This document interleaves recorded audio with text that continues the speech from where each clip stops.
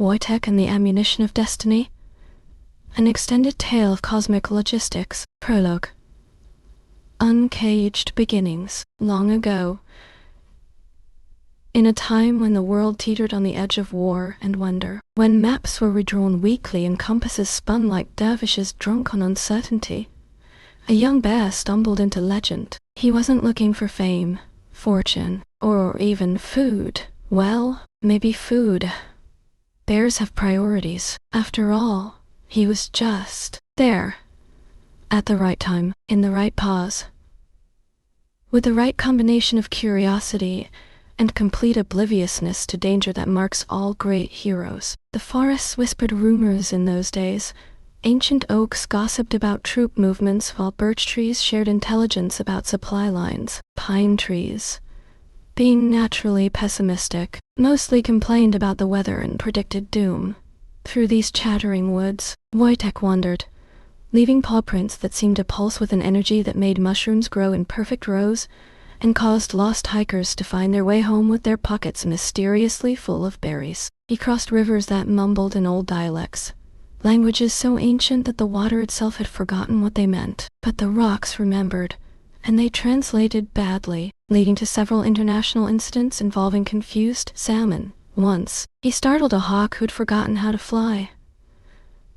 The bird had been so busy reading philosophy that it had neglected basic aerodynamics. Wojtek caught it gently, reminded it about wing mechanics, and sent it on its way with a small fish as a snack. Even then, before the soldiers, before the war, before the cosmic responsibility that would change everything, there were signs. Wherever Wojtek went, things organized themselves. Fallen logs arranged into neat piles, river stones sorted by size and mineral content. Even the forest floor seemed tidier after his passing, as if nature itself recognized a kindred spirit of order. But destiny, as destiny often does, was taking its sweet time getting to the point. Chapter 1. A Recruit by Chance. Wojtek was found in the Persian mountains, all fur and confusion, by a group of Polish soldiers who'd been having the kind of day where finding a bear cub felt like the most normal thing that had happened. The 22nd Artillery Supply Company had been through enough chaos that adopting a wild animal seemed like sound military strategy. Corporal Dimitr Solugo, a man who collected interesting rocks and wrote poetry about ammunition, was the first to approach. He offered a fig, fresh and sweet from their dwindling rations. Wojtek accepted it with the grave dignity of a diplomat receiving credentials, chewed thoughtfully, and then sat down as if to say, "Well, this seems reasonable." Sergeant Augustin Kerensky, who had strong opinions about everything from boot-lacing techniques to the philosophical implications of trench warfare, gave him a smile, then tried offering advice about proper military bearing. Wojtek ate the fig, considered the advice, and then demonstrated his own interpretation of military discipline by standing perfectly still for 3 minutes before wandering off to investigate an interesting smell. Private Stanisław Jasinski, the company's unofficial morale officer and official worry enthusiast, tried to explain regulations about mascots. Wojtek listened politely, tilted his head with the expression of someone following along but secretly planning lunch, then gently patted Stanisław's hand with one enormous paw. "He's adopted us," Dimitr observed, watching as Wojtek began methodically organizing their scattered gear into neat piles. "Or we've been drafted," Augustin replied, noting how the bear had somehow improved their camp's tactical layout without anyone noticing. They gave him a name, though he'd had one all along in the secret language bears use when humans aren't listening. They gave him a hat, which he wore with surprising dignity, and a surprising amount of responsibility for someone with no thumbs. But what he lacked in opposable digits, he made up for in an intuitive understanding of weight distribution, spatial relationships, and the optimal placement of heavy objects. He learned quickly how to salute, with a crisp precision that made career officers weep with envy, how to haul crates twice his size while humming songs that hadn't been written yet, how to not step on the radio operator's foot, a skill that required considerable spatial awareness given that radio operator Kowalski had exceptionally large feet and a talent for standing in inconvenient places. Training became an adventure in applied physics and interspecies communication. Wojtek mastered the art of carrying ammunition boxes with a grace that defied both gravity and common sense. He learned to identify different types of shells by smell, to predict weather patterns by the way his fur stood up, and to find the best fishing spots within a 5-mile radius of any camp. The soldiers taught him their routines.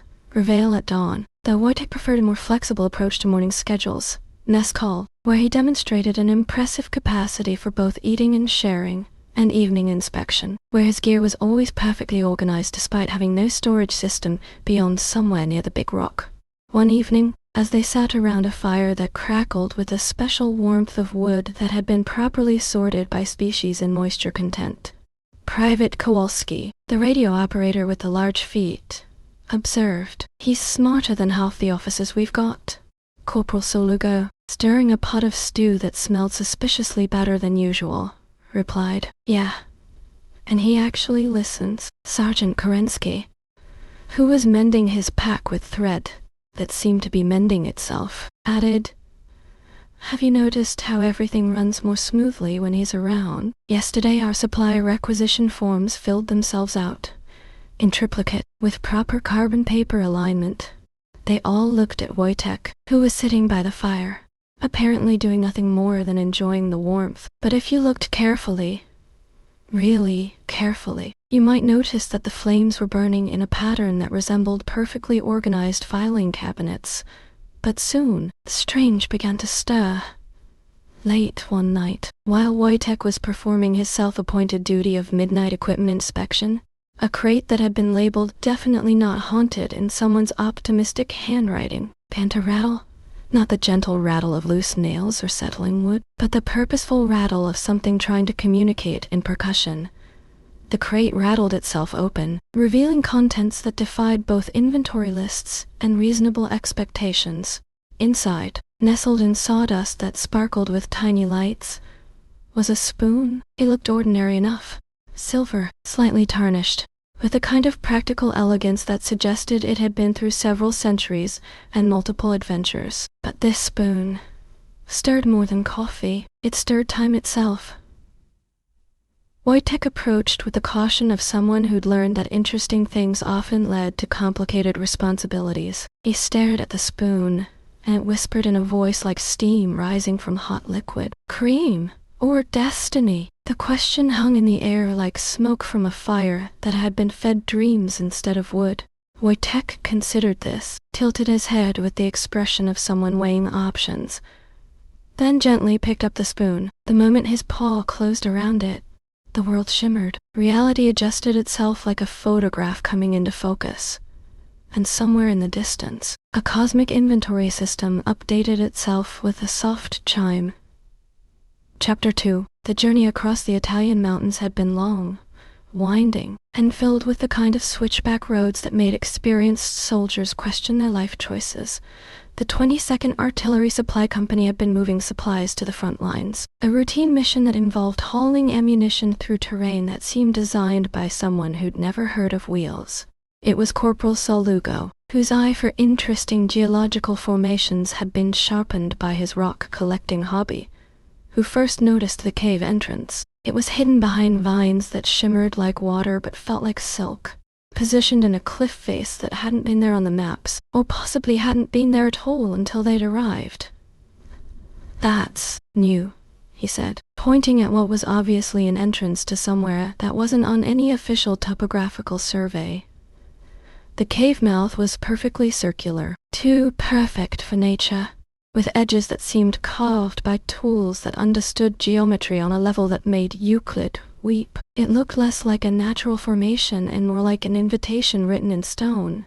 Sergeant Kerensky, whose military experience had taught him to be suspicious of anything that looked convenient, studied the entrance with the expression of a man calculating odds. "Could be a German position," he said, though his tone suggested he didn't quite believe it.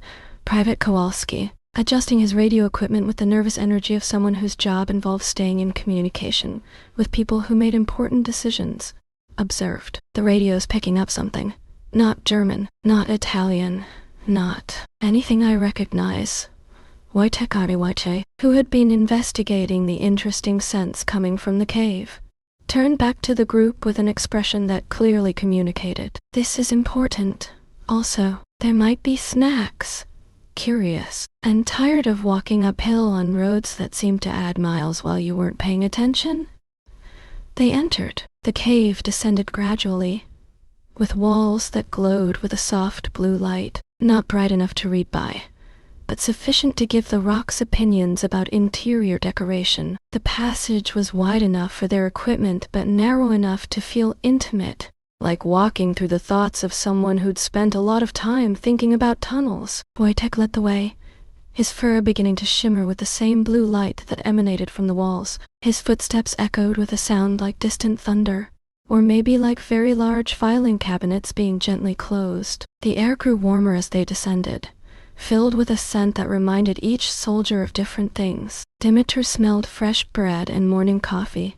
Augustin detected the aroma of properly maintained equipment and clean uniforms. Stanisław caught hints of home, safety, and his mother's Sunday dinner. But Wojtek smelled destiny, with notes of cosmic responsibility and a finish that suggested significant paperwork. The passage opened into a chamber that defied architectural explanation. The ceiling stretched up into darkness that twinkled with what might have been stars, or might have been the universe's filing system. The walls curved away in directions that violated several geometric principles, and the floor was made of stone so smooth it reflected thoughts. At the center of the chamber stood an altar, ancient, carved from a single piece of rock that had never seen daylight until this moment. It was covered, absolutely covered, in writing that looked like poetry but read like instructions, like someone had tried to explain cosmic mechanics through verse and gotten carried away with metaphors. The writing seemed to shift as they watched, adjusting itself to be readable in whatever language the viewer found most comfortable. Corporal Salugo Tarpe, whose poetry hobby had given him an appreciation for meter and rhyme, read aloud, "To the one who bears the weight, you who carry not just crates, but courage, grit, and twisty fates, through mountains high and valleys deep, where mortals wake and angels sleep, your burden grows with every day. As order battles disarray, the cosmos needs a steady hand to sort, to lift, to understand that those who serve in humble ways often hold the key that saves. Unlock the path through shadowed gates, where destiny for heroes waits."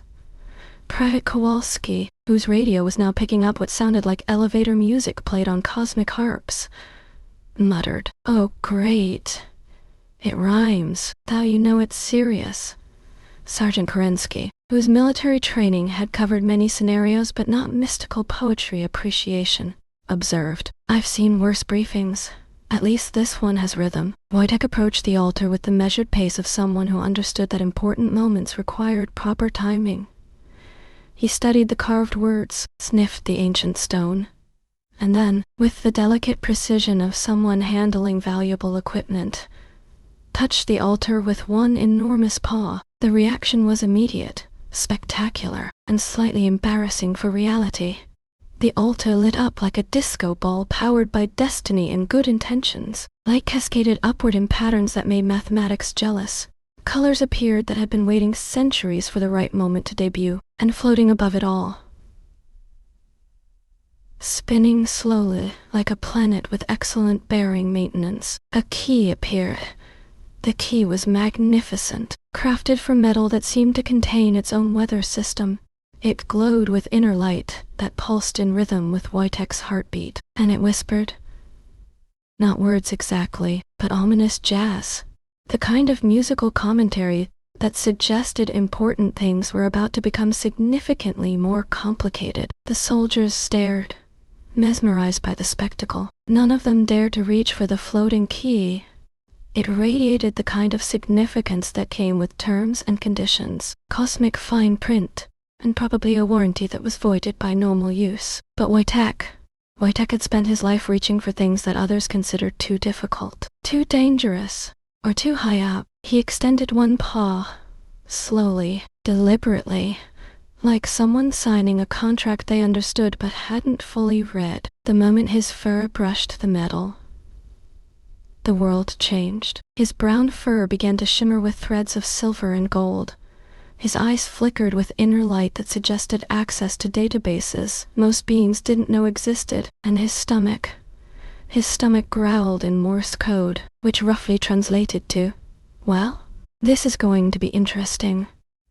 The key settled into his paw like it had been waiting its entire existence for this moment. It was warm, alive, and humming with potential energy that made the air taste like lightning and possibility. Around them, the chamber began to resonate, singing in harmonies that Beethoven would have envied. The walls pulsed with light that painted equations in the air, formulas for things like optimal distribution patterns and tactical snack allocation. And somewhere, in a realm just left of Tuesday, cosmic accountants updated their ledgers and smiled. Chapter 3. The Logistics of Magic. That night, camped in a meadow that seemed unusually well organized for wilderness, Wojtek sat apart from the others, staring at stars that appeared to be filing themselves into constellations with better management structures. The key floated beside him, no longer mysterious but somehow familiar. Like an old friend who'd been away on business, the key whispered to him in the language of infinite responsibility. "You are the chosen, the cargo carrier of cosmic consequence, the forklift of fate, the quartermaster of quantum mechanics." Wojtek blinked, processed this information with the calm acceptance of someone who'd already suspected his life was heading in unusual directions, then ate another fig from their supplies, which had mysteriously replenished themselves while no one was looking.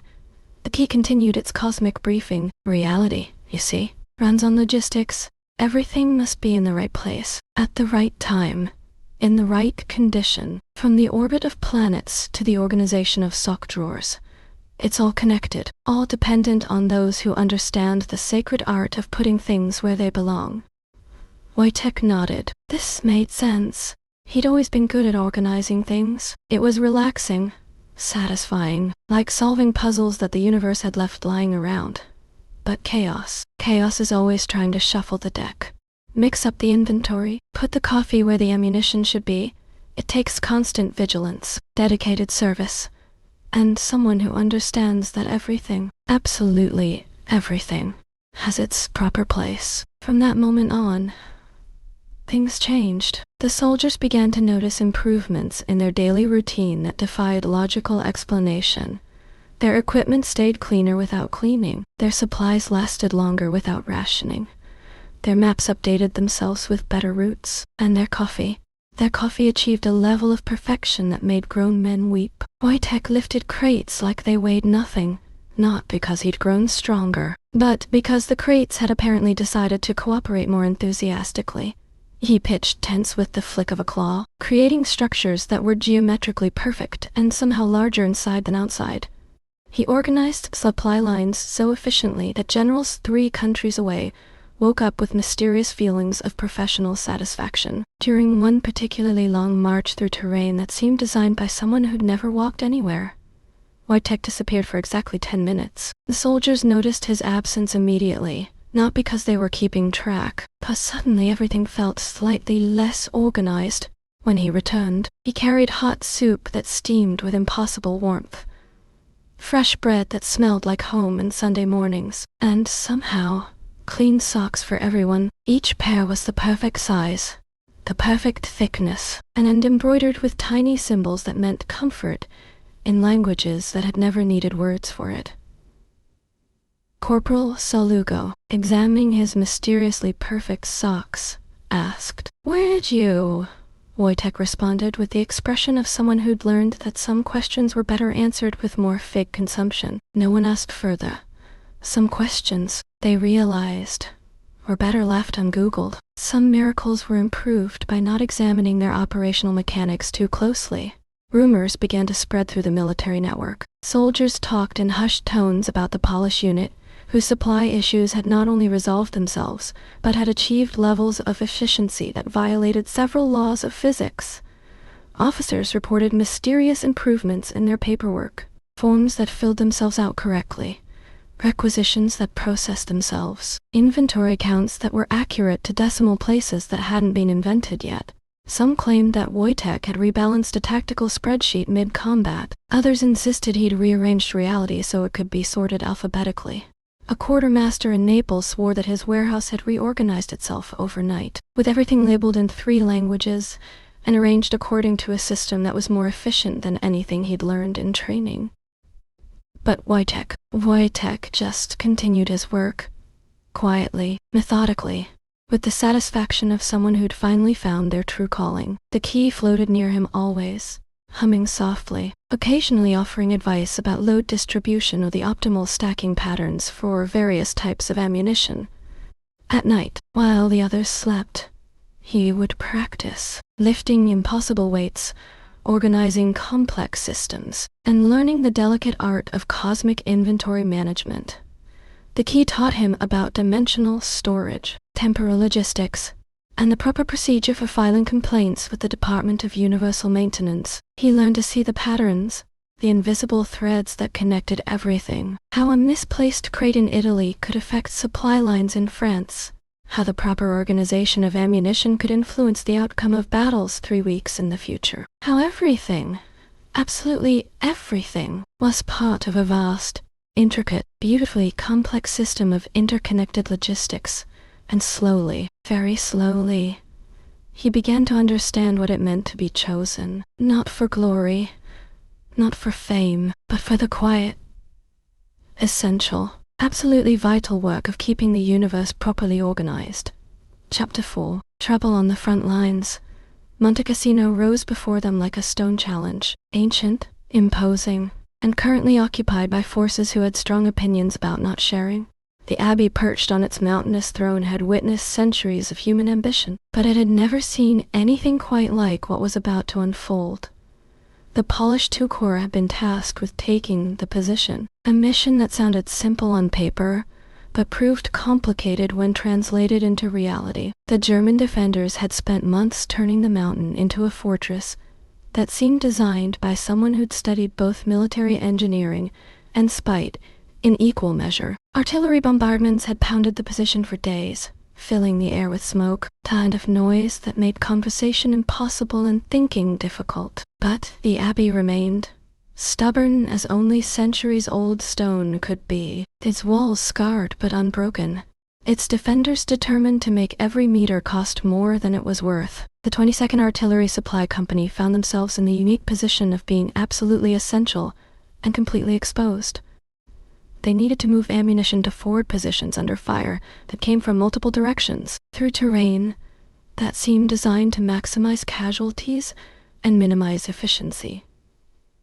It was, as Sergeant Kerensky observed, the kind of job that makes you appreciate desk work. The first supply run had been a disaster. 3 vehicles damaged, 2 soldiers wounded, and half their ammunition scattered across a hillside that was now comprehensively zeroed by German artillery. The second attempt had gone worse.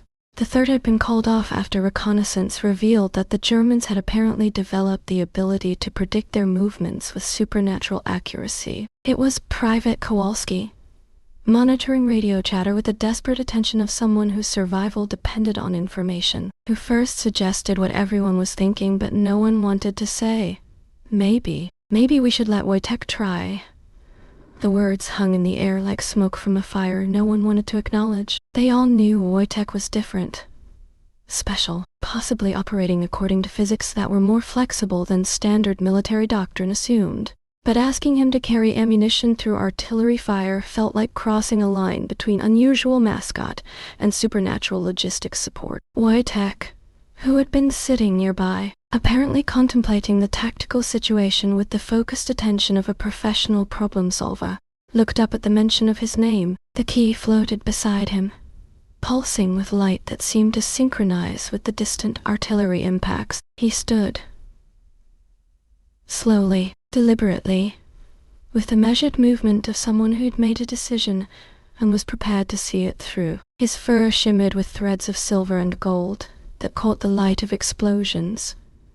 His eyes reflected depths that suggested access to classified information about reality's operating procedures. Without waiting for orders, official approval, or even a proper briefing, Wojtek began loading ammunition onto his back. Not the careful, measured loading of normal supply operations, but the efficient, purposeful stacking of someone who understood load distribution on levels that engineering textbooks only dreamed about. Crates of shells, boxes of small arms ammunition, medical supplies, rations, communication equipment.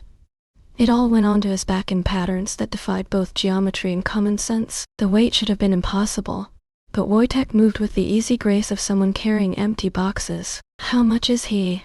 Corporal Saluga began to ask. "Don't ask," Sergeant Kerensky replied. "Some things are better measured in results rather than specifications." Wojtek set off up the mountain, not running, not hurrying, but moving with the steady, unstoppable pace of someone who had somewhere important to be. Artillery shells exploded around him, close enough to shower him with dirt and debris, but somehow, impossibly, never quite close enough to interfere with his mission. He walked through the barrage like someone strolling through rain, occasionally pausing to adjust his load, to help a wounded soldier, or to retrieve equipment that had been scattered by near misses. His path up the mountain seemed to bend reality, finding routes that hadn't existed moments before, avoiding positions that became impact sites seconds after he'd passed. At one point, a mortar round landed directly in his path. The explosion was immediate, violent, and comprehensive. When the smoke cleared, Wojtek stood in the center, a perfect crater, completely unharmed, still carrying his impossible load.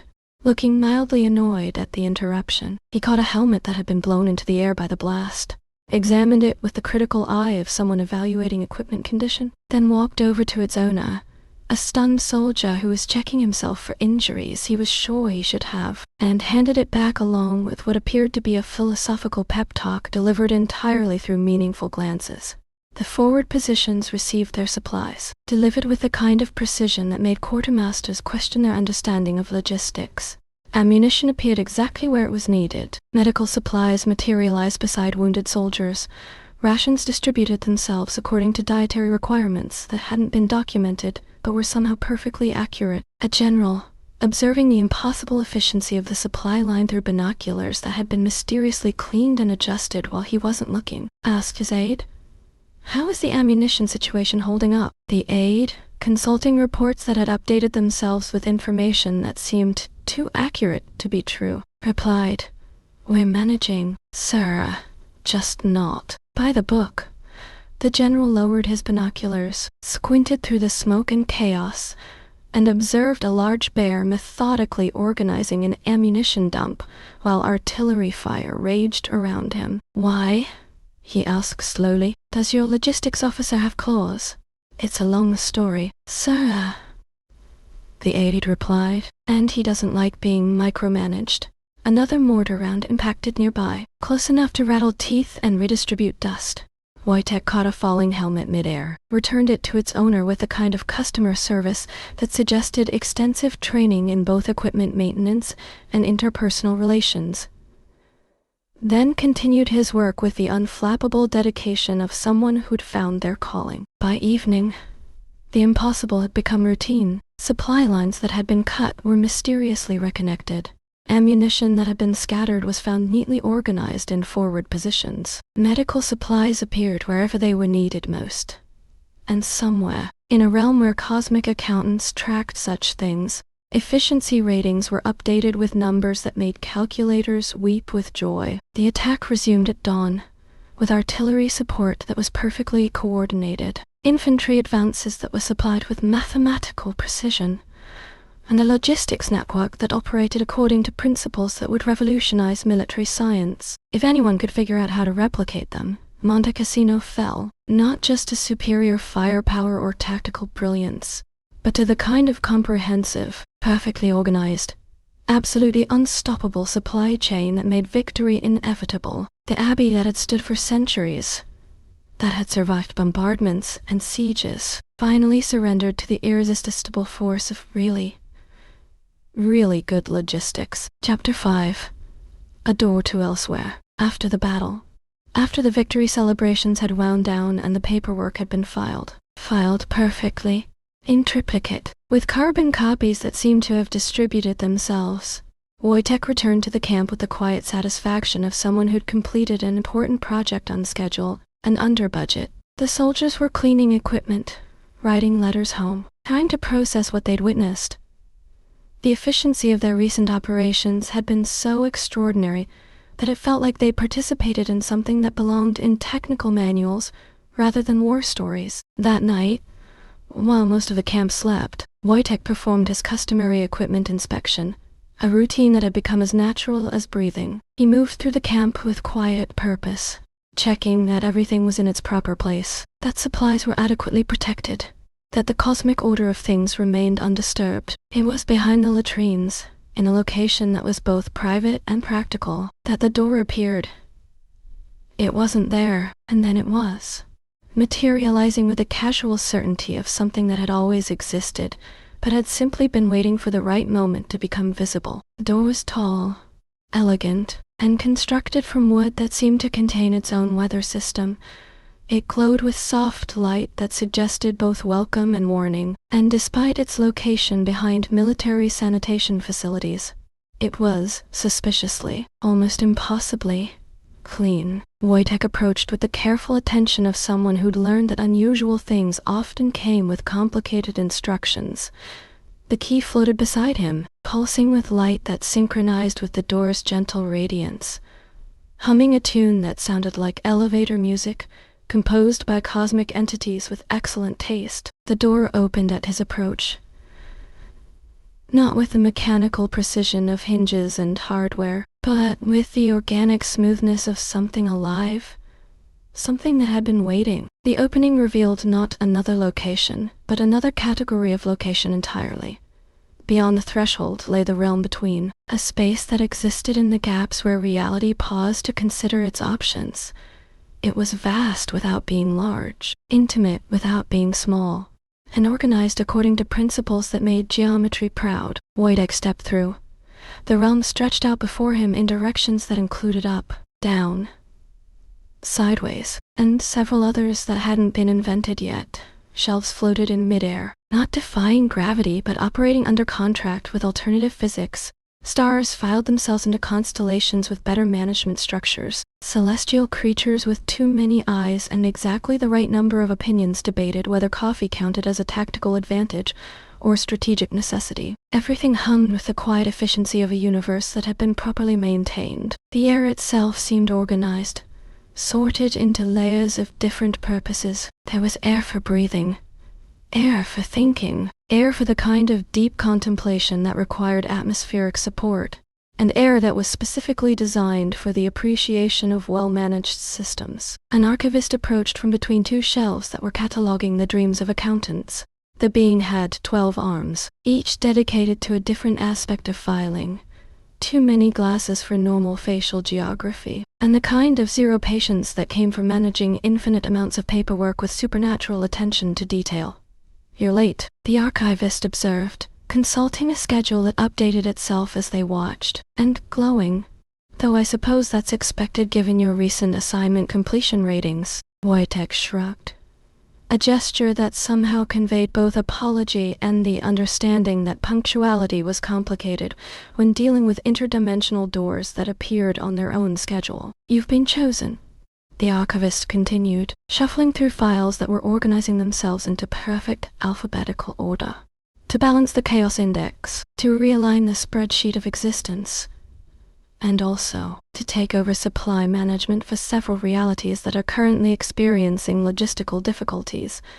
The last being we assigned to this job mislabeled a thunderstorm. Do you have any idea how much paperwork that generates?" As if to emphasize the point, the universe hiccuped. Reality adjusted itself with the sound of cosmic filing cabinets being gently closed, and somewhere in the distance, a thunderstorm filed a formal complaint about being miscategorized. Wojtek burped politely, a response that somehow communicated understanding, acceptance, and a request for more detailed briefing materials. The archivist smiled, an expression that involved several more facial features than most beings possessed. "Excellent. You'll need this." They handed him a badge that read, Senior Logistics Coordinator, Interdimensional Division in letters that changed languages based on the reader's preference. And this, a clipboard that was apparently the physical manifestation of cosmic responsibility. And these, a set of forms appeared, not thick, but infinite, stretching away into dimensions that specialized in bureaucratic procedures. They were labeled things like requisition for reality adjustment, temporal maintenance schedule, and application for gravitational variance permit. Your first assignment, the archivist continued, consulting notes that were writing themselves, involves several realms that are experiencing what we technically call organizational difficulties, wars, natural disasters, administrative chaos, cosmic inventory discrepancies. The usual problems that arise when someone forgets that everything, absolutely everything, has its proper place. Wojtek examined the forms with the attention of someone who understood that paperwork was the foundation upon which all successful operations were built. The key floated beside him, now glowing with official authority, humming what sounded like the theme song from a very professional training video. You'll have access to interdimensional storage, temporal logistics support, and a staff of assistant organizers who are very good at their jobs, but tend to get distracted by philosophical discussions about the nature of efficiency. The archivist explained. Questions? Wojtek considered this, tilted his head with the expression of someone calculating the scope of responsibility being offered, then nodded with the calm acceptance of someone who'd always known this moment would arrive eventually. Excellent, the archivist said, stamping several forms with stamps that existed in multiple dimensions simultaneously. Report to the Department of Universal Maintenance, Third Realm, Building Complex, Delta 7, Office of Cosmic Logistics. Ask for the Assistant Deputy Director of Interdimensional Supply Chain Management, and try not to get lost. The building has strong opinions about people who don't follow the directional signs. As Wojtek prepared to leave, badge pinned to his fur, clipboard tucked under one arm, forms organized into a filing system that would make professional administrators weep with envy, the archivist added. Oh, and congratulations. You are the first bear we've hired for this position. Most previous appointees were cosmic entities with advanced degrees in reality management. But frankly, your practical experience and natural organizational instincts are exactly what we need. The universe hummed with approval. Reality adjusted itself to accommodate its newest employee. And somewhere, in dimensions specifically designed for cosmic human resources, personnel files updated themselves with information that would make bureaucrats proud. Chapter 6. He who packs, attacks. Wojtek's first official assignment took him through realms that challenged both his understanding of geography and his appreciation for architectural logic. The Department of Universal Maintenance had provided him with a map that folded in directions that required advanced mathematical training to comprehend, and directions that included helpful notes like, turn left at the philosophical concept, and continue straight until you reach the intersection where time meets Tuesday. His journey led him through enchanted ruins where ancient civilizations had apparently invented bureaucracy, and then abandoned it when they realized the filing requirements, through bureaucratic strongholds where cosmic entities in suits that were tailored in 11 dimensions debated the proper procedure for updating universal constants, through a time loop shaped like a pretzel that had been designed by someone with both a PhD in temporal mechanics and a serious snack addiction. The first crisis he encountered was in the realm of perpetual paperwork, where the spreadsheet golem of boredom had achieved consciousness and was now using its administrative powers for evil, or at least for making everyone else's job significantly more tedious. The golem was enormous, constructed entirely from filing cabinets that had been possessed by the spirits of unfinished forms. It moved through the realm like a walking bureaucratic nightmare, leaving trails of carbon copies, duplicate requisitions, and forms that required forms to request permission to file forms. Wojtek approached with the calm confidence of someone who'd spent years dealing with military paperwork, which was excellent training for confronting supernatural administrative entities. The golem turned toward him, its filing cabinet eyes glowing with the cold light of fluorescent office lighting. and spoke in a voice like the sound of paper being shuffled by someone who'd given up on life. Halt. Citizen, do you have the proper documentation to be here?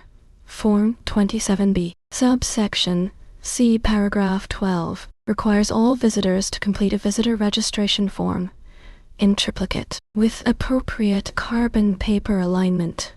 Wojtek examined the situation with professional interest. The golem was powerful, well-organized, and absolutely committed to following procedure, but it had made the classic mistake of prioritizing process over purpose, of becoming so focused on doing things correctly that it had forgotten why things needed to be done at all. He yawned, not from tiredness, but with the kind of precisely timed, deeply therapeutic yawn that comes from someone who truly understands the restorative power of appropriate rest. The yawn was perfect, comprehensive, and delivered with such professional expertise that it immediately infected everyone within a 3-realm radius. The spreadsheet golem, despite being constructed from office supplies and powered by bureaucratic frustration, found itself overwhelmed by the contagious nature of Wojtek's yawn. Its filing cabinet joints began to relax, its fluorescent eyes dimmed to a more comfortable level, and its voice became less like shuffling paperwork and more like someone settling into a comfortable chair after a long day. "Oh," the golem said, "that's actually quite nice. I haven't relaxed in... When was the last time I took a break? Form 15C requires break scheduling, but I've been too busy processing Form 15C applications to actually..." Wojtek approached slowly, gently, and began organizing the golem's scattered paperwork, not into the rigid, joyless structures of bureaucratic requirement, but into the kind of sensible, user-friendly arrangement that made information accessible and procedures actually helpful. Within minutes, the golem had transformed from a nightmare of administrative excess into a cheerful, efficient, genuinely helpful information processing entity. It began assisting travelers instead of obstructing them, processing forms in reasonable time frames, and even offering coffee to visitors who looked like they needed caffeine.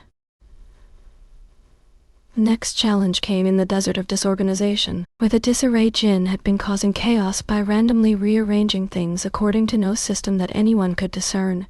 Libraries where books were shelved by color instead of subject, restaurants where the salt and pepper shakers switched contents hourly, military bases where ammunition was stored alphabetically rather than by caliber. The djinn was a creature of pure chaos, constantly shifting form, changing colors, and rearranging itself even as Wojtek watched. It spoke in voices that changed mid-sentence, from different languages, different centuries, different species entirely. "Welcome, mortal or immortal, or whatever classification you prefer. I am the master of magnificent mayhem, the sultan of splendid confusion. Wait, what was I saying? Oh yes. Prepare to have your organizational systems thoroughly shuffled." Wojtek studied the djinn with the focused attention of someone trying to understand a complex problem.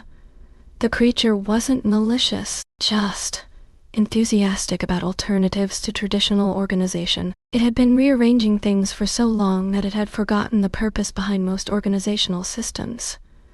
Instead of fighting, Wojtek began demonstrating. He took the djinn's randomly scattered possessions, a collection that included everything from ancient artifacts to modern appliances to several things that might have been either cosmic entities or very sophisticated paperweights, and began organizing them, but not into rigid categories. Instead, he created an organizational system that was both logical and creative, that made sense while leaving room for inspiration, that was efficient without being boring. Books organized by subject, but with related topics grouped in ways that encouraged discovery. Tools arranged by frequency of use, but with backup options easily accessible. Food sorted by nutritional value, but with flavor combinations that created interesting meal possibilities. The djinn watched with growing fascination. "That's actually quite clever. I hadn't considered that organization could be artistic. I've been so focused on chaos that I forgot chaos without purpose is just mess," Soon, the Jinn was helping, its natural creativity channeled into organizational innovations that were both practical and beautiful. The desert of disorganization became the desert of creative solutions, where things were arranged in ways that made perfect sense once you understood the underlying logic. But Wojtek's greatest challenge came in the Department of Interdimensional Conflict Resolution, where he encountered the eternal war of sticky notes versus paperclips, a bureaucratic battle that had been raging for millennia with no sign of resolution. The sticky notes had formed themselves into armies, yellow squadrons, pink battalions, blue divisions, all engaged in complex tactical maneuvers against the paperclip forces, who had organized into formations that demonstrated both military precision and excellent metallurgical engineering. The battlefield was chaos. Notes stuck to surfaces in strategic positions, paperclips linked into chains for siege warfare, important documents caught in the crossfire, being both clipped and stuck with such enthusiasm that they were becoming impossible to read. Wojtek surveyed the situation with the eye of someone who'd seen enough real warfare to recognize when conflict had become more about the fighting than about the original disagreement. He called for a ceasefire, using the kind of authoritative tone that suggested extensive experience with difficult negotiations. Both sides paused, curious about this new mediator who seemed to understand both organizational principles and conflict resolution. "What?" Wojtek asked, speaking in the patient tone of someone used to getting to the root of problems. "Are you actually fighting about?" The question hung in the air like smoke from a fire that had been lit by confusion. The sticky notes and paperclips looked at each other, then at Wojtek, then at the chaos they'd created. A yellow sticky note, apparently a ranking officer, spoke first. We're fighting for supremacy in document organization, for the right to be the primary method of keeping papers together." A large paperclip, bent into what might have been a salute, added, "The war began when they claimed they were more versatile, more modern, more user-friendly. And they said we were old-fashioned, inflexible, that we damaged documents." The sticky note replied. Wojtek considered this, then began demonstrating.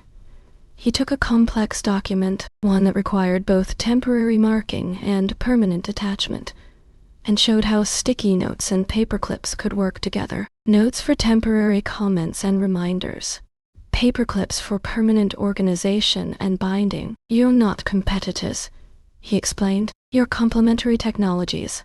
Each of you is perfect for specific applications. The real enemy isn't each other. It's disorganization itself." The revelation transformed the battlefield. Former enemies began collaborating, notes and paperclips working together to create organizational systems that were more effective than either could achieve alone. The eternal war became the eternal partnership. And somewhere, in a filing cabinet specifically designed for happy endings, peace treaties were signed in duplicate.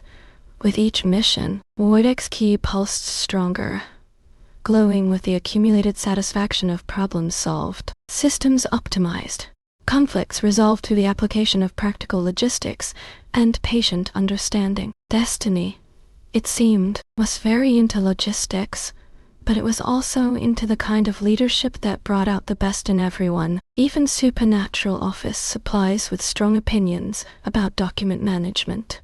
One day, while reviewing his accomplishments in a report that was writing itself, Wojtek found a field guide titled "Quantum Packing for Cosmic Professionals." He read it with interest, found several errors in the theoretical framework, and sent corrections back to the publisher with suggestions for improving the practical applications section. The universe hummed with approval. Reality adjusted itself to incorporate his improvements, and somewhere, in a library that existed in the spaces between thoughts, updated editions appeared on shelves that organized themselves alphabetically by usefulness. Chapter 7.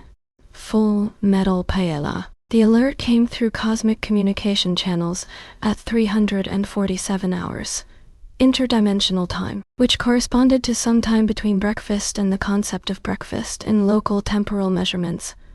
A code-red culinary crisis had developed in the cafeteria dimension, where a rogue casserole had achieved consciousness, developed strong opinions about meal planning, and was now actively destabilizing timelines through aggressive menu management. Wojtek received the assignment through official channels, a memorandum that materialized beside his morning coffee, which had been prepared to exactly the right temperature by cosmic forces that understood the relationship between caffeine and professional performance. The memo was written in the kind of urgent bureaucratic language that suggested someone was having a very bad day in multiple dimensions simultaneously. Immediate response required. Culinary catastrophe in progress. Sentient casserole has overthrown cafeteria management, currently implementing unauthorized menu changes.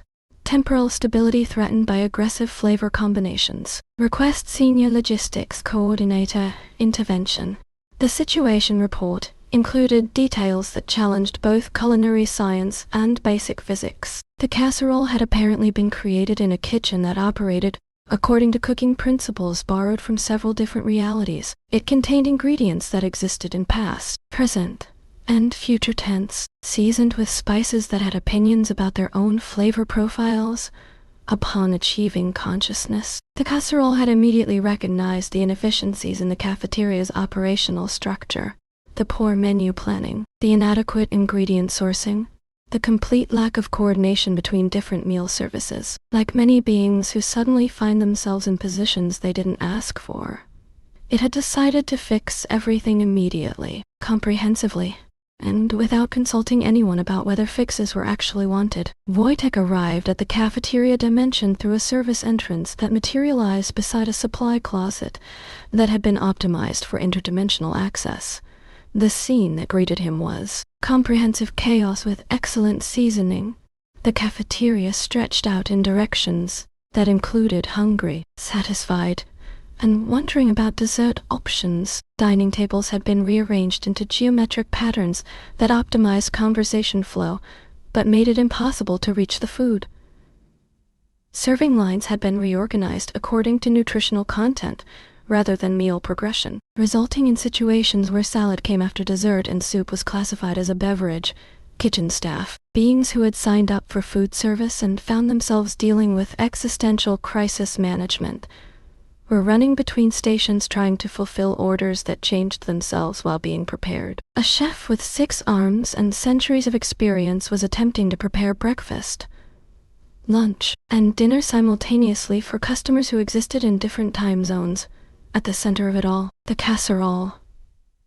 It was magnificent, terrible, and absolutely convinced it was helping. The dish itself was enormous, containing layers of ingredients that created their own weather systems, topped with cheese that had achieved enlightenment and was now glowing with inner wisdom. It moved through the kitchen on a base of what appeared to be living dough, issuing instructions in a voice like simmering sauce with authority issues. No, it was saying to a confused cook. The soup course comes after the palate cleanser, but before the philosophical discussion of flavor profiles, and the bread needs to be arranged in Fibonacci spirals for optimal carbohydrate distribution. Nearby, a salad was filing a formal complaint about being served at the wrong temperature. A pot of stew had organized itself into a labor union, and was demanding better working conditions. And somewhere in the background, a dessert cart was conducting an orchestra of kitchen utensils in a symphony that sounded like the flight of the bumblebee played on whisks and ladles. Wojtek assessed the situation with the calm professionalism of someone who dealt with supernatural administrative entities and cosmic office supply conflicts. This was clearly a case of good intentions, excellent organizational skills, and absolutely no understanding of practical implementation. He approached the casserole slowly, respectfully, with the manner of someone entering a negotiation with a competent but overwhelmed colleague. "Excuse me," he said, using the tone of voice that suggested both authority and willingness to listen. "I'm the Senior Logistics Coordinator. I understand you've been working to improve operations here." The casserole turned toward him, its cheese layer rippling with what might have been relief. Finally, someone who understands systems thinking. The place was a nightmare of inefficiency. Customers ordering items that weren't optimally sequenced. Staff preparing foods without considering nutritional balance. Complete chaos. "I can see you've put a lot of thought into improvements," Wojtek replied, examining the cafeteria's new organizational structure with professional interest. "Your nutritional optimization approach is particularly innovative. "Thank you," the casserole said, its voice warming from authoritative source to grateful simmer. No one else seemed to appreciate the complexity of proper meal coordination. "Do you know they were serving dessert before the main course in some cases? And don't get me started on the beverage pairing disasters." Wojtek nodded sympathetically, then gently began pointing out some practical considerations. "Your system is very thorough, but I noticed some customers seem confused about the new ordering process. Perhaps we could maintain your excellent organizational principles while making the experience more intuitive for users who aren't familiar with advanced nutrition theory." The conversation that followed was part professional consultation, part therapy session, and part cooking lesson. Wojtek listened to the casserole's concerns, acknowledged the genuine problems it had identified, and then worked with it to develop solutions that maintained efficiency while considering user experience. Together, they redesigned the cafeteria layout, keeping the casserole's nutritional optimization, but arranging it in ways that felt natural to customers. They streamlined the ordering process, maintaining proper meal sequencing while allowing for personal preferences and dietary restrictions. They even established a feedback system where customers could suggest improvements without triggering comprehensive operational overhauls. The crisis reached its climax when temporal instabilities began affecting the cooking process. Ingredients from different time periods were trying to combine in the same dishes, creating flavor combinations that existed in past tense while being eaten in present tense. A chicken that had been seasoned next Tuesday was being served to a customer who had ordered it last Wednesday. Wojtek recognized the signs of a major system failure, the kind of cascade effect that occurred when well-intentioned optimization exceeded the underlying infrastructure's capacity to support it. He moved quickly, purposefully, with the focused urgency of someone who understood that timing was everything. He strode into the heart of the chaos, dodged a flaming ladle that was conducting an orchestra of rebelling kitchen utensils, navigated through clouds of steam that contained philosophical discussions about the nature of flavor, and reached the central control point where reality's recipe database was experiencing what technical support would later classify as aggressive menu updates beyond system specifications. The key, his key, the cosmic badge of office that had been with him through every assignment, began to pulse with urgent light, humming not the gentle jazz of routine maintenance but the dramatic orchestral theme that suggested climactic problem-solving was about to commence. Wojtek plunged the key into the heart of the culinary chaos, into the spinning vortex of mixing bowls and conflicting recipes and temporal seasoning combinations. The moment the key made contact, the lights dimmed. Jazz flared through the air like the soundtrack to the universe's most important cooking show, and somewhere, an apron caught fire in a way that was clearly symbolic rather than dangerous. Reality paused, considered its options, and decided to implement Wojtek's suggested organizational improvements. Order flowed outward from the key like perfectly prepared sauce. The temporal cooking conflicts resolved themselves into harmonious meal preparations. Ingredients from different time periods found ways to complement rather than compete with each other. Kitchen staff discovered that their new organizational system was not only more efficient but actually more enjoyable to work with. The casserole, watching its vision being implemented with professional precision and user-friendly accessibility, relaxed from crisis management mode into satisfied collaboration. This is exactly what I wanted to achieve. Efficient, elegant, and actually practical for real-world implementation. Within hours, the cafeteria dimension had transformed from chaos to showcase. Customers moved through serving lines that were both nutritionally optimal and intuitively designed. Meals were prepared with efficiency that impressed kitchen staff and quality that made diners applaud. Even the dessert menu had organized itself into categories that encouraged healthy choices while still allowing for the occasional indulgence. The universe hiccuped, then corrected itself with the satisfied sound of a well-tuned kitchen achieving perfect meal service. Reality's recipe database updated itself with new organizational protocols that would prevent future casserole consciousness incidents. "Nice work," someone whispered. Possibly a cosmic food critic, even fixed the dessert menu's relationship issues with the beverage selection. In the background, Pudding began singing old lullabies in Morse code, a sound that was both soothing and somehow perfectly synchronized with the rhythm of efficient food service. The crisis was resolved. The timeline was stabilized, and somewhere, in a filing cabinet specifically designed for successful interdimensional interventions, mission reports filed themselves in triplicate with carbon copies that distributed themselves to all relevant cosmic departments. Chapter 8, Wojtek the Whisper. Years passed, or what counted as years in dimensions where time was more of a guideline than a strict requirement. Wojtek's reputation had spread through cosmic administrative circles, whispered in the kind of respectful tones reserved for professionals who consistently delivered results that exceeded expectations.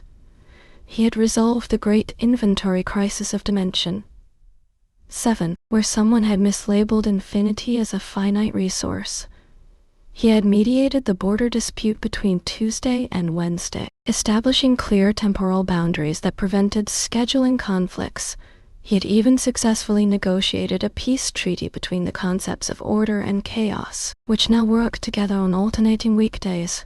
But eventually, even cosmic logistics coordinators needed rest, time off, a chance to step back from the constant responsibility of keeping multiple realities properly organized. The Department of Universal Maintenance had excellent employee benefits, including comprehensive vacation policies and retirement packages that were generous enough to make other cosmic entities consider career changes. Wojtek's retirement request was processed with the kind of efficient sympathy that came from supervisors who understood the weight of interdimensional responsibility. His pension was approved immediately.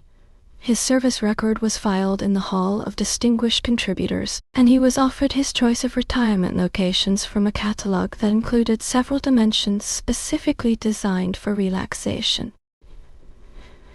He chose Edinburgh Zoo, Earth, Third Reality, Temporal Coordinate 1947, a location that was familiar, comfortable, and significantly less complicated than most places he'd been working recently. The transition was handled by Cosmic Moving Services that specialized in interdimensional relocations.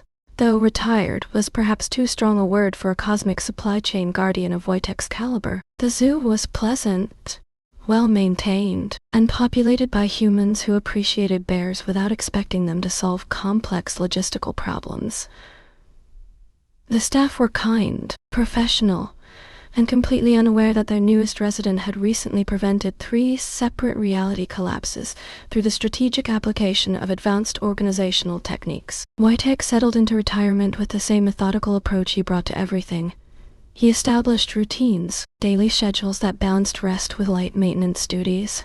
He explored his enclosure, which was spacious, well-designed, and mysteriously better organized than when he'd first arrived. At night, when the zoo was closed and the tourists had gone home, Wojtek would sometimes practice gentle exercises in cosmic logistics, small adjustments to local reality that improved efficiency without attracting attention. The key still floated nearby, no longer glowing with urgent authority but humming softly with the contentment of a job well done. So staff began to notice improvements. Doors that had been sticking closed themselves smoothly. Shelves that had been cluttered organized themselves overnight. Lost keys appeared, dangling from tree branches in ways that suggested both helpfulness and a subtle sense of humor about key placement. Maintenance schedules optimized themselves. Supply inventories balanced to exactly the right levels. Even the zoo's paperwork seemed to process itself more efficiently. Forms filled out correctly, reports filed on time, budgets that balanced themselves with mathematical precision that made accountants weep with professional joy. Changes were subtle, the kind of improvements that made daily work easier without being obviously supernatural. Staff began to look forward to their shifts, finding that tasks which had once been tedious were now somehow more satisfying, more meaningful, as if the work itself had gained purpose beyond mere routine. Children visiting the zoo were drawn to Wojtek's enclosure, not just because he was impressive, which he was, but because something about his presence made them feel organized, like their thoughts were arranging themselves into better patterns. Their school projects became more focused, their homework more efficient, their rooms, occasionally, mysteriously tidier. One afternoon, a small boy named Tommy, who had been struggling with math homework that seemed designed to make numbers as confusing as possible, sat near Wojtek's enclosure with his textbook and pencils. Within minutes, the mathematical concepts began to make sense, not because they became easier, but because they organized themselves into logical patterns that his mind could follow. Tommy's mother, watching from a nearby bench, noticed the change immediately. "How did you figure that out so quickly?" she asked. Tommy looked up from his perfectly organized homework, glanced at Wojtek, who was apparently napping in the sunshine, then shrugged with the casual wisdom of children who accepted help without questioning its source. "I think the bear helped," he said. "Not like talking or anything. Just being there made everything make more sense." An old soldier, visiting the zoo with his grandchildren, paused at Wojtek's enclosure and felt a familiar stirring. Something about the bear reminded him of stories he'd heard, legends from the war about a Polish unit whose supply lines had operated with impossible efficiency, whose equipment never failed, whose organization had been so perfect it seemed almost magical.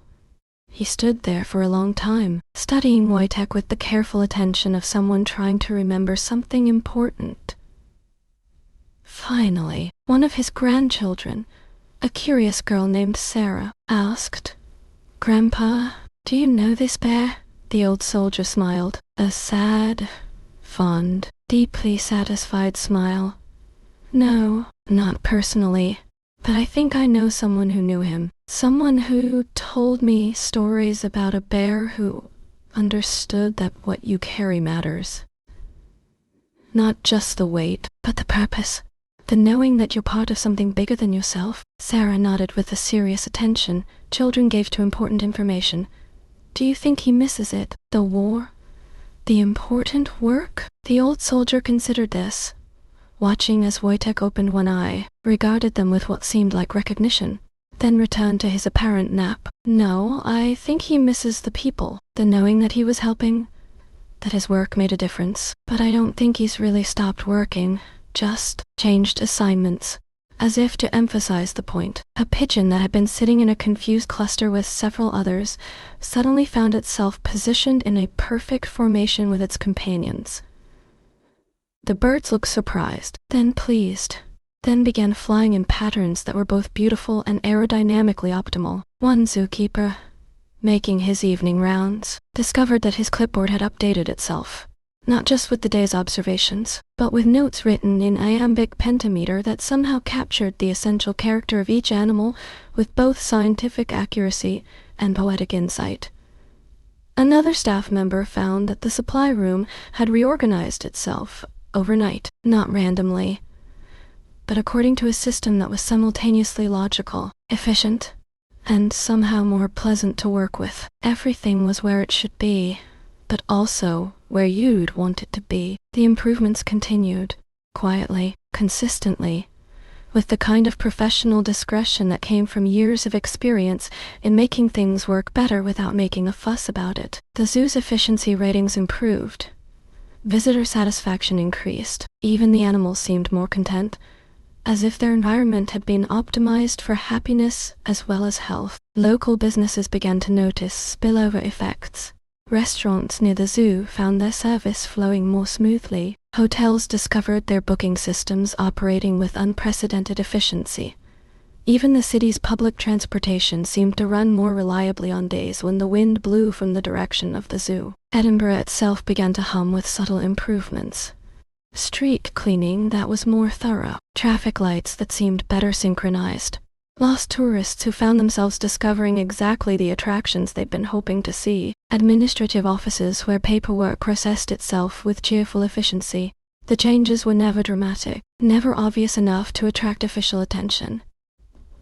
Just the kind of gentle optimization that made daily life work a little better for everyone. The cosmic equivalent of someone quietly fixing things that needed fixing without waiting for permission or recognition.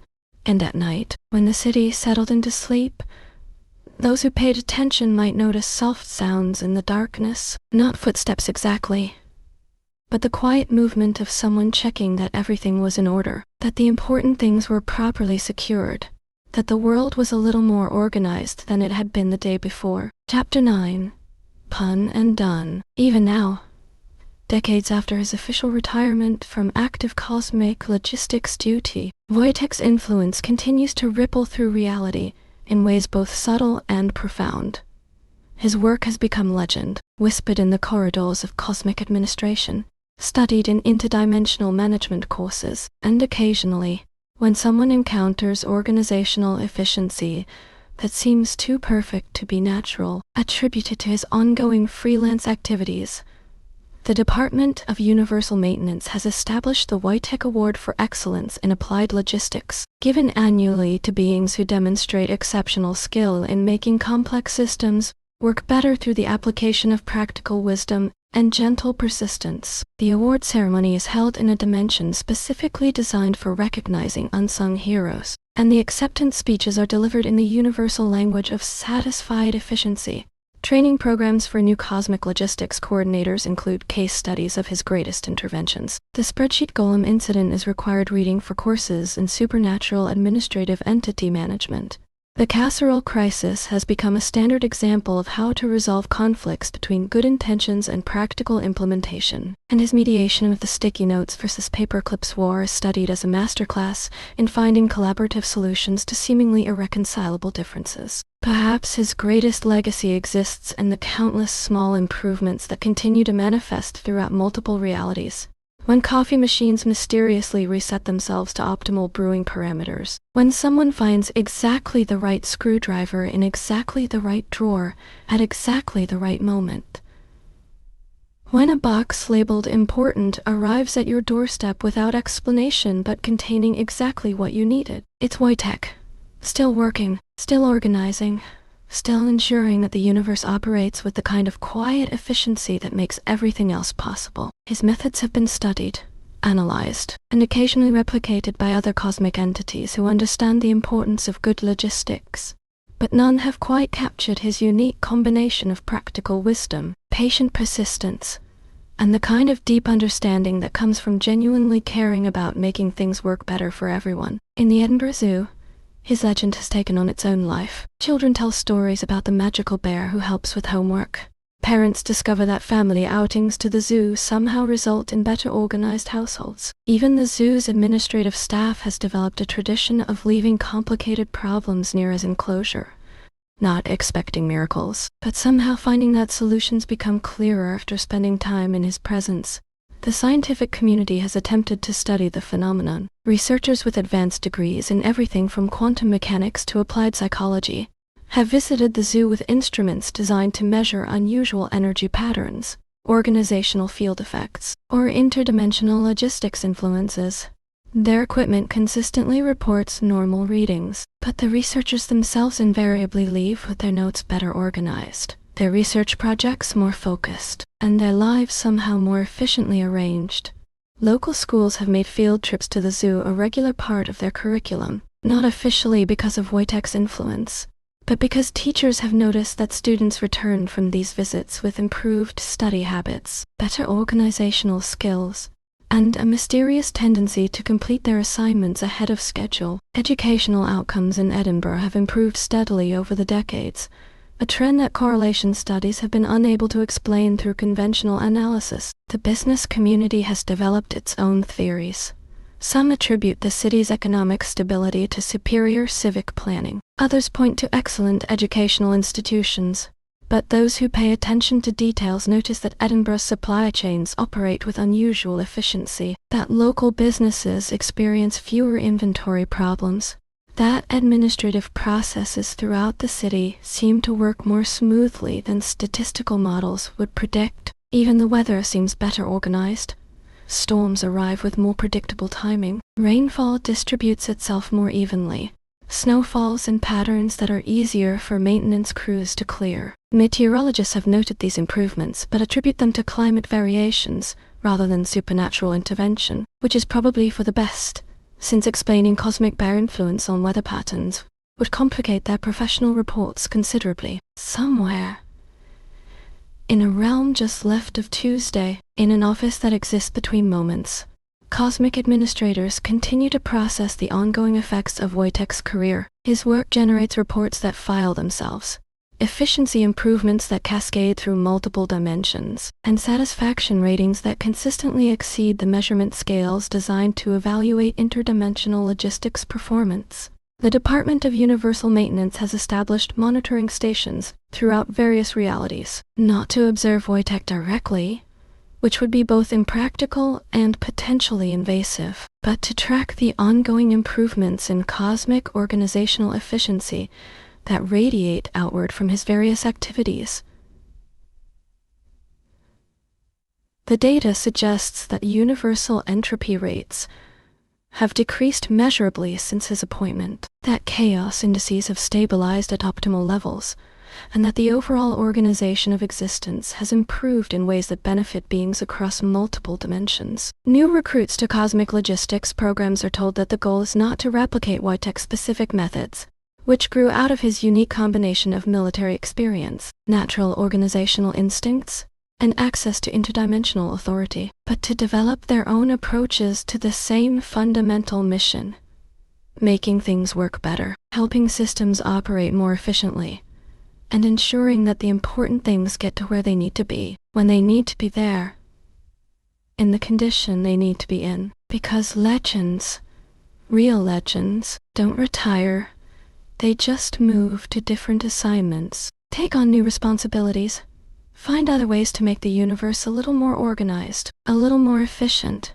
a little more ready to support the hopes and dreams and daily needs of all the beings who depend on things working properly. So sleep well tonight, knowing that somewhere, a cosmic logistics coordinator is checking that everything is in order, that the important systems are running smoothly, that tomorrow's challenges will find themselves faced by supply chains that work, communication networks that connect, and organizational structures that support rather than hinder the vital work of existence. If you hear soft sounds in the darkness, if you discover that your workspace has organized itself overnight, if you find that the things you need most have mysteriously appeared exactly where you can find them, don't worry. It's just Wojtek, still on duty, still ensuring that everything has its proper place, still carrying the cosmic responsibility of keeping the universe packed, labeled, and well-fed. Because some jobs, the really important ones, never really end. They just expand to include everything that needs organizing, and somewhere in Edinburgh, in dimensions between dimensions, in the quiet spaces where efficiency meets care, the work continues. The end.